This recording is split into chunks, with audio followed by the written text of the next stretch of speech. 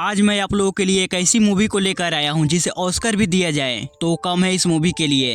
ये मूवी सच्ची घटना पे आधारित है। इस मूवी की कहानी सच्ची है। जी हाँ, मैं बात कर रहा हूँ हाल ही में रिलीज हुई movie Aadujeevitham the goat life की। मूवी के शुरुआत में हम लोग को सऊदी एयरपोर्ट के सीन को दिखाया जाता है, जहाँ पे हम लोग इस कहानी के लीड कैरेक्टर नजीब और उसका छोटा भाई हकीम को देख पाते हैं, जो केरला इंडिया से दोनों सऊदी आए हुए होते हैं कंपनी में हेल्पर के तौर पे काम करने के लिए। यहाँ एयरपोर्ट पे श्रीलंका के भी कुछ लोग कंपनी में काम करने के लिए आए थे। उनका काफिला यानी कि उनका मालिक एयरपोर्ट से आकर उन्हें ले जाते हैं। ये देखकर हकीम कहता है कि भैया, श्रीलंका वाले लोग तो यहाँ से जा रहे हैं, पर हमारा काफिल अभी तक हमें लेने क्यों नहीं आया। थोड़ी देर के बाद नजीम हकीम एयरपोर्ट के एक कर्मचारी से अपना वीजा दिखाकर उस नंबर पे कॉल करने के लिए कहते हैं कि आखिर वो अभी तक हमें लेने यहाँ से क्यों नहीं आए। एयरपोर्ट का कर्मचारी कहता है कि आज शुक्रवार है और यहाँ छुट्टियाँ होती है, शायद इसलिए वो कहीं ट्रैफिक में फंस गए होंगे। उस नंबर पे कॉल लगाने पर उधर से कोई कॉल नहीं उठाता। अब रात हो गई थी। हकीम नजीब दोनों अभी भी अपने काफिल का इंतजार कर ही रहे थे। तभी यहाँ एक शेख आता है। वो इनसे अरबी भाषा में बात करता है, लेकिन इन्हें तो अरबी नहीं आती, तो वो शेख अरबी में कुछ बोलकर यहाँ से चला जाता है। शायद ये इस एयरपोर्ट पे किसी को ढूंढ रहा है। फिर थोड़ी देर के बाद वो शेख इन दोनों के पास आता है, इनका वीजा पासपोर्ट देखने लगता है और इनकी सामान को लेकर अपने गाड़ी में रखने लगता है। अब नजीब और हकीम को लगता है कि यही हमारा काफिल है, यानी कि मालिक, जो अब हमें यहाँ से लेने के लिए आए हैं। तो ये दोनों इस शेख के गाड़ी के पास जाते हैं। गाड़ी के पास जाने पर हकीम कहता है कि भैया, श्रीलंका वाले तो लोग एसी बस में गए और हमें इस खटारा गाड़ी में जाना पड़ रहा है। दोनों ज्यादा सोचते नहीं और इस गाड़ी में बैठ जाते हैं। दोनों भाई खुश थे कि हम सऊदी देश में आए हैं और यहाँ से खूब पैसा कमाएंगे। थोड़ी देर के बाद दोनों इस गाड़ी में ही सो जाते हैं। अब काफी लंबा सफर तय करने के बाद वो शेख अपनी गाड़ी को रोकता है। जब नजीब हकीम गाड़ी से उतरते हैं, इन्हें तो यह लग रहा था कि हम शहर में एक कंपनी के अंदर हेल्पर के तौर पे काम करेंगे, एसी रूम में रहकर। मगर जब दोनों यहाँ चारों तरफ देखते हैं तो इनको आंखों के सामने सिर्फ रेगिस्तान ही रेगिस्तान होते हैं, यानी कि रेत ही रेत। अब इन दोनों को समझ आने लगता है कि हमारे साथ धोखा हो रहा है, हम गलत जगह पे चले आए। नजीब उस काफिल को समझाता है तो काफिल नजीब को ही पीटने लगता है। यहाँ पर वो हकीम को एक शेख के हवाले सौंप कर नजीब को पीटते हुए यहाँ से दूसरी जगह ले जाने लगता है। मगर इस शेख को इन दोनों की भाषा समझ नहीं आती। अब नजीब को दूसरे शेख के यहाँ लाता है और ये बूढ़ा वाला काफिल यहाँ से चला जाता है। यहाँ नजीब एक आदमी को देखता है जिसे हिंदी भाषा आती थी। वहीं से पूछता है कि ये कौन सी जगह है। वो आदमी कहता है, जगह ये तो मुझे मालूम ही नहीं। फिर नजीब इसे पानी के बारे में पूछता है कि मुझे पानी पीनी है, पानी कहाँ है।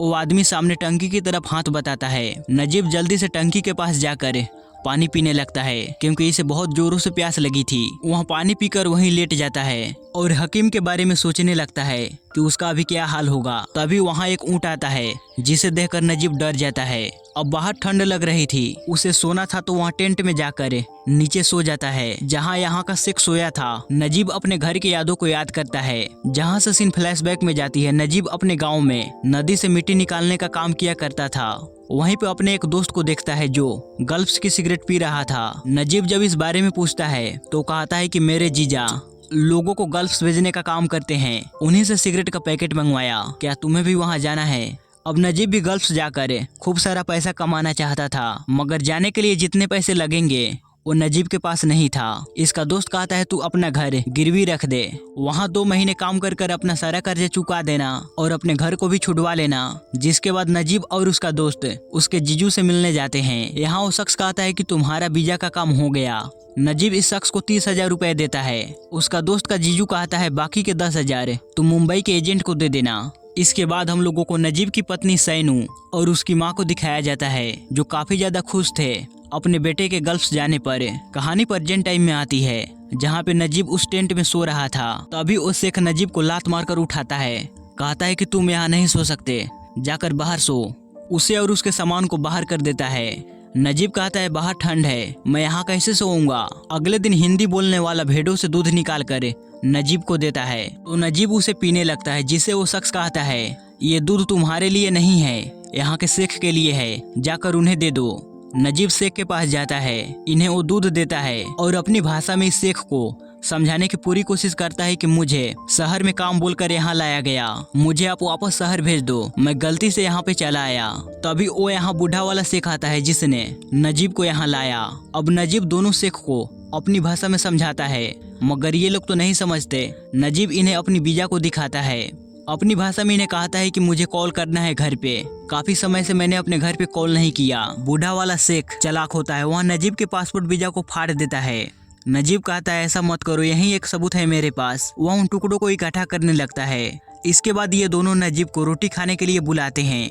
अब नजीब काफी समय से कुछ खाया नहीं, तो वहीं इस रोटी को खाने लगता है। ये लोग इस रोटी को खुबूस कहते हैं। शेख इशारों में बताता है कि तुम इसे पानी में भिगो कर खाओ, तो उसी तरह नजीब खाने लगता है। जिसके बाद नजीब उस हिंदी बोलने वाले शख्स के पास जाता है। इससे यहाँ से मेन रोड के बारे में पूछता है, वो कहाँ है। वो शख्स कहता है मेन रोड, वो तो यहाँ से बहुत दूर है। रात के समय यहाँ एक कबाड़ गाड़ी पड़ा था, तो नजीब उसी गाड़ी में सोता है और अपनी पत्नी के साथ बिताए उन पलों को याद करता है, जहाँ उसकी पत्नी कहती है कि तुम गल्फ जाकर 3-4 सालों में इतना पैसा कमा लेना जिसे हम अपनी घर बना सके और अपने आने वाले बच्चों को एक अच्छे से स्कूल में पढ़ा सके।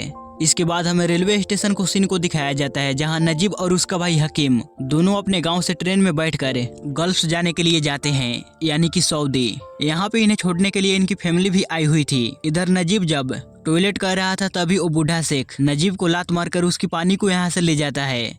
नजीब कहता है मैं धोऊंगा किससे। तब वो हिंदी बोलने वाला यहाँ की रेत को अपने हाथों में उठाकर बताता है, यानी कि रेत से यहाँ पानी का टैंक आता है पानी डालने के लिए। नजीब उस शख्स के पास जाकर उसे बात करता है कि मुझे अपने साथ यहाँ से ले चलोगे। तभी वो शेख देख लेता है, वह यहाँ आता है और नजीब को पीटने लगता है, गन लाकर इसे डराने लगता है। रात के समय नजीब उस शख्स से पूछता है कि तुम यहाँ कितने सालों से हो, जिस पर वो कहता है कितने साल, ये तो मुझे याद ही नहीं। अगले दिन शेख नजीब को भेड़ों से दूध निकालने के लिए कहता है। अब जो हिंदी बोलने वाला था वही भेड़ों से दूध निकालता था, मगर वह यहाँ नहीं था, तो नजीब जाता है दूध निकालने के लिए। इसे तो दूध निकालना नहीं आता। तब वो शेख बताता है कि किस तरह से दूध निकालते हैं, जिसके बाद नजीब भेड़ों से दूध निकालता है।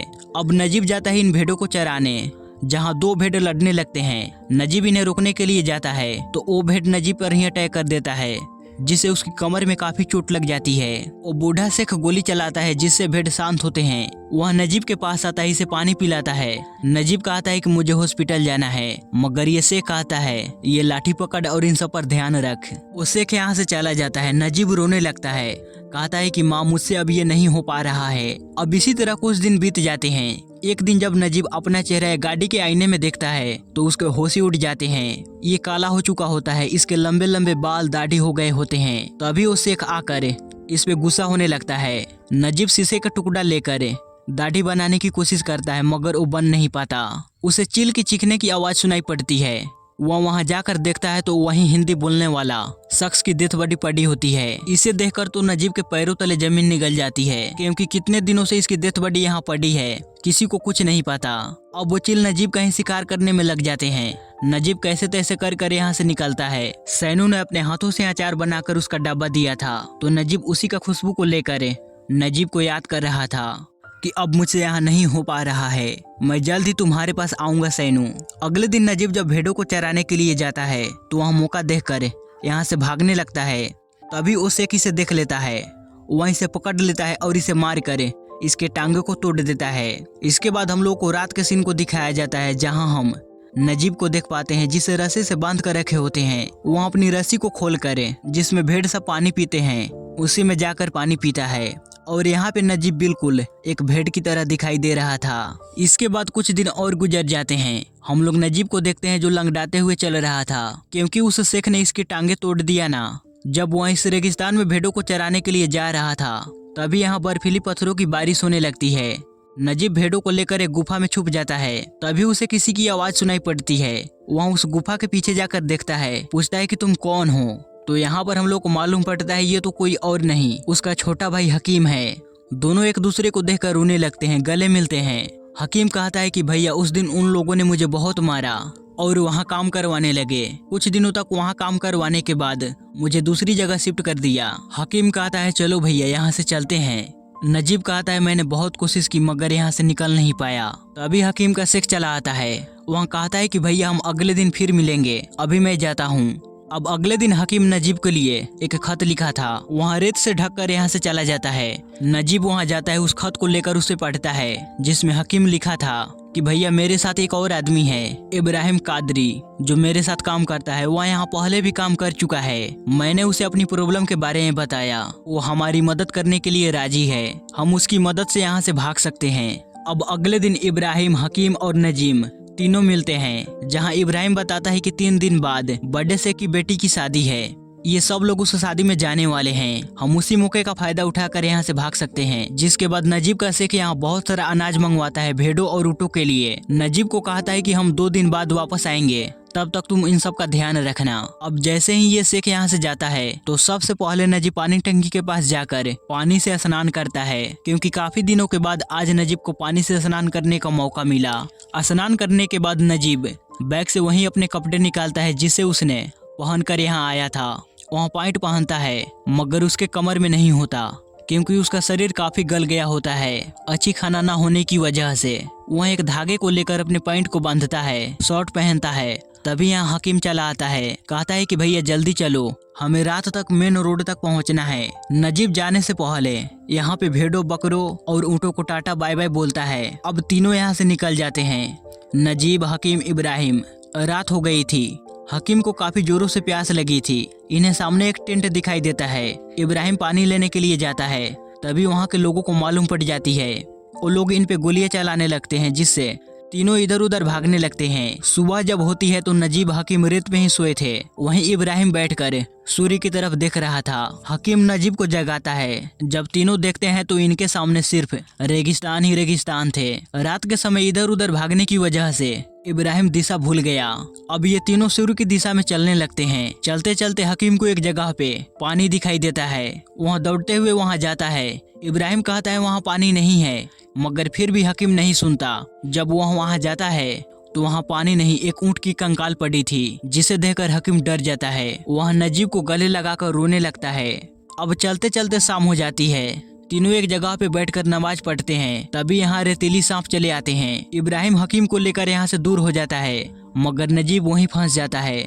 इब्राहिम उसे वहीं खड़ा रहने के लिए बोलता है कि तुम वहाँ से हिलना मत। सांप के जाने के बाद नजीब के पैरों में दर्द होने लगती है। जब इब्राहिम देखता है तो उसके पैरों में छाले पड़ गए थे। वहाँ अपना कोट को फाड़ कर उसके दोनों पैरों में बांधता है। फिर तीनों यहाँ से चलने लगते हैं। अब चलते चलते हकीम काफी ज्यादा कमजोर हो जाता है, तो इब्राहिम उसे अपने कंधे पे रख कर ले जाने लगता है। मगर काफी चलने के बाद नजीब भी कमजोर हो जाता है, उससे भी अब चला नहीं जाता।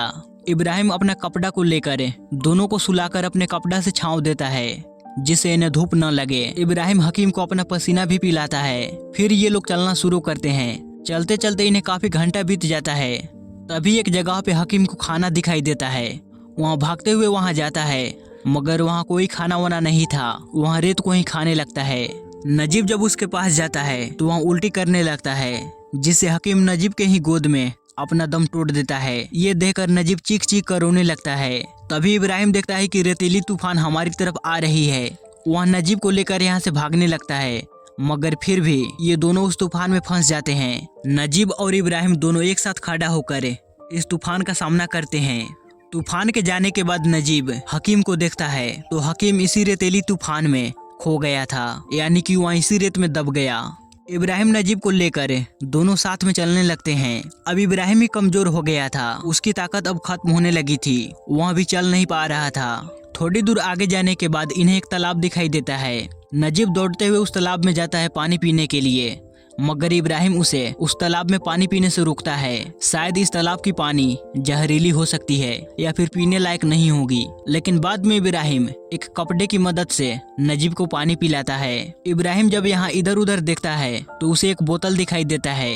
वहाँ उसे लेकर एक धुन गुनगुनाता है, जिससे यहाँ के सारे चिड़िया इकट्ठा होने लगते हैं। थोड़ी देर आराम करने के बाद जब दोनों यहाँ से जाते हैं तभी इन्हें एक रास्ता दिखाई देता है। नजीब जब दौड़ते हुए वहाँ पे जाकर देखता है तो यहाँ कोई रास्ता नहीं होता। इनकी यहाँ से जितनी दूर तक नजर जाती है वहाँ तक इन्हें सिर्फ रेत ही रेत दिखाई देते हैं, यानी कि रेगिस्तान ही रेगिस्तान। फिर से दोनों चलने लगते हैं। चलते चलते एक जगह पे आकर नजीब सो जाता है। सुबह जब उसकी आँख खुलती है तो उसे इब्राहिम कहीं पर दिखाई नहीं देता। उसके लिए उस बोतल में पानी को छोड़कर गायब हो गया होता है। नजीब उस बोतल को लेता है और चलना शुरू कर देता है। एक जगह पे आकर नजीब काफी ज्यादा कमजोर हो जाता है। और उसकी पानी भी खत्म हो जाती है। वहाँ थोड़ी दूर आगे चलने के बाद गिर जाता है और बोतल यहाँ से लुढ़कते हुए नीचे रास्ते पे जाता है। यानी कि अब नजीब फाइनली मेन रोड तक पहुँच गया। उसे जब होश आता है तो वहाँ रास्ते पे मदद मांगता है। काफी सारी गाड़ियां गुजरती है मगर कोई भी उसका मदद नहीं करता। अगले दिन भी वह इसी तरह मदद मांगता है, लेकिन आज भी कोई भी गाड़ी वाला रुक नहीं रहा था। मगर एक शेख की गाड़ी यहाँ से गुजरती है। वो नजीब को देखकर रुकता है। वो शेख नजीब को अपने गाड़ी में बैठाता है, उसे पानी पिलाता है और शहर लाकर छोड़ देता है। नजीब अपना दोनों हाथ जोड़कर उस शेख का धन्यवाद करता है। जिसके बाद नजीब एक जगह पे आकर बेहोश होकर गिर जाता है। लेकिन वो जिस जगह पर गिरा था उसी के सामने एक मलयाली ढाबा था, यानी कि इंडियन ढाबा। ढाबे के लोग इंडिया के थे। वो लोग नजीब को देखकर उसे अपने ढाबे में लाते हैं, उसे नहलाते हैं, उसके बाल को कटवाते हैं, उसका इलाज करवाते हैं। नजीब जब थोड़ा ठीक होता है तो उसने ढाबे वाले को अपना घर का एड्रेस, फोन नंबर दिया था। वो शख्स नजीब के पास आकर कहता है कि तुम अपने घर वालों से बात करो, वो फोन पे ही है। नजीब फोन को लेकर रोने लगता है। उधर से उसकी पत्नी सैनू बोल रही थी। उसके बच्चे के भी रोने की आवाज सुनाई पड़ रही थी। नजीब अपने घर वालों से बात करता है, जिसके बाद वो ढाबा वाला नजीब को यहाँ की गवर्नमेंट के हवाले सौंप देता है। नजीब जब पुलिस स्टेशन जाता है तो वहाँ पर वो इब्राहिम की फोटो को देखता है। शायद इब्राहिम मिसिंग है। इसके बाद हम लोगों को नजीब जैसे यहाँ बहुत सारे लोगों को दिखाया जाता है। इन्हें एक लाइन में खड़ा करते हैं और यहाँ पे शेख आता है। जो लोग शेख के यहाँ से काम को छोड़कर भागे होते हैं, शेख उन्हें पकड़कर पीटते हुए वापस काम पे ले जाते हैं। इन्हीं शेखों में नजीब का भी वो बूढ़ा शेख आया था। वह नजीब को देखते ही उसे पहचान लेता है। नजीब के पास आता है, कहता है कि अगर मैं तुम्हारा स्पॉन्सर होता ना तो तुझे पीटते हुए यहाँ से ले जाता। वो शेख यहाँ से चला जाता है। नजीब का बगल का आदमी उसे बताता है कि तुम्हारा स्पॉन्सर ये नहीं है, तुम किसी दूसरे आदमी के वीजा पे आए, इसीलिए वो शेख तुम्हें अपने साथ ले गया। अब नजीब को मालूम पड़ता है कि मेरे साथ धोखा हुआ है, तो वह वहीं बैठकर रोने लगता है। जिसके बाद इन्हें सऊदी सरकार की तरफ से 3 महीने की सजा दी जाती है। इन्हें 3 महीने यहाँ की जेल में रखा जाता है। 3 महीने बिताने के बाद नजीब कहता है, उस रेगिस्तान में मैंने 3 साल गुजारे, उससे ज्यादा तो मुझे ये 3 महीने लगे, जब से मुझे मालूम पड़ा है कि मैं वापस अपने घर जाने वाला हूँ। नजीब जब अपने घर जाने के लिए फ्लाइट में बैठता है तो वो कहता है कि मेरे पास मेरे परिवार को देने के लिए सिर्फ मेरी बची उम्र है। और इसी के साथ ये मूवी यहीं पे टाटा बाय बाय होती है। गाइज सच में मैंने भी ऐसे कई सारे इंसिडेंट्स के बारे में लोगों से सुना है कि दूसरे देश जाते हैं पैसे कमाने के लिए, मगर वहाँ उनके साथ धोखा होता है और वहीं फंस कर रह जाते हैं। गाइज इस पे आप लोगों की क्या राय है कमेंट सेक्शन में जरूर बताइएगा। और हमारी ये मेहनत पसंद आई हो तो वीडियो को जरूर लाइक और चैनल को सब्सक्राइब कीजिएगा। मिलते हैं एक और बेहतरीन मूवी के साथ अगले वीडियो में।